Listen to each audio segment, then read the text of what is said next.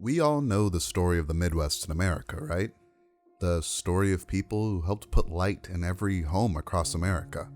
The people who built machines that would carry us to every inch and nook of this beautiful country. Those that sacrificed their lungs and health because they knew that the work they were doing would transform this country for those that came after. And the people who were ultimately abandoned by the government and large corporations. These Midwesterners brought this country life, and in return, we have saddled them with some of the worst drinking water in this country. We have turned a blind eye as they feel the brunt of the opioid crisis, and have fought each other while their wealth has dwindled. The government and these large corporations should be ashamed, but they're not. They got richer and have lined our government with people who only care about keeping the corporate powers happy. And whether you are a Democrat, Republican, or Independent, we all agree on this. But what if I told you none of this had to happen if these hard-working Midwesterners owned 20% or more of the companies they worked at? To progress toward the ideal of an America in which every worker will be able to provide his family at all times with an ever-rising standard of American comfort. Imagine this for a moment. It's January 1st, 1994, and NAFTA passes. The government has just made it easier for large companies to use cheap labor in poor countries, which will ultimately devastate blue-collar jobs in America. However, in this timeline, the workers own 20% or more of the company and have a say in the direction of the company. Do you honestly think they would have voted to ship their own jobs overseas? Do you think they would have voted for their communities to be devastated? Of course not.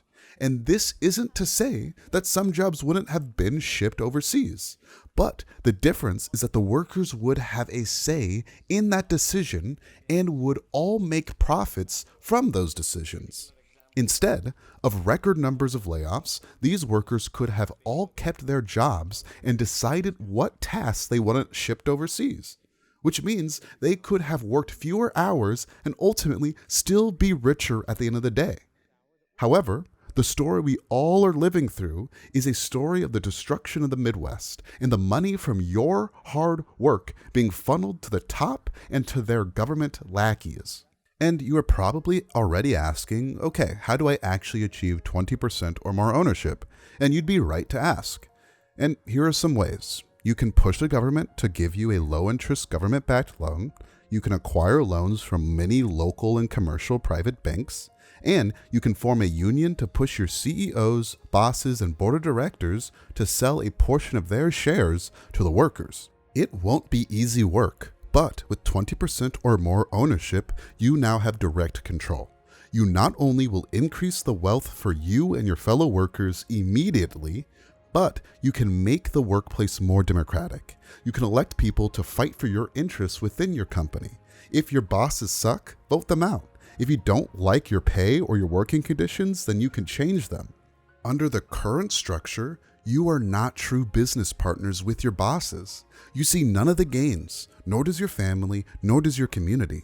The wealth is funneled to foreign investors, it is funneled to people who have never lifted a finger in their lives, and to people who don't live in or care about your community.